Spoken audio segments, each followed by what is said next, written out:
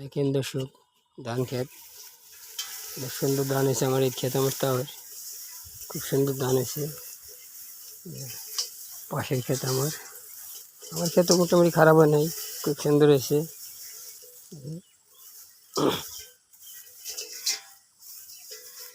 খুব সুন্দর ধান হয়েছে। আমার ক্ষেত্রেও এই ক্ষেত্রে পুরো সারা বেড়ে গেছে ধানে।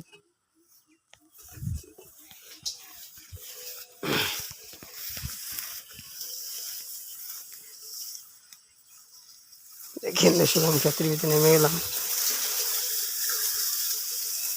ক্ষেতে তো অনেক ধান কেটে ফেলাইছে। ধান কেটে না কে গেছে বললাম না, এর ভিতরে বেশি গেছে, ভিতরে পানিও নেই।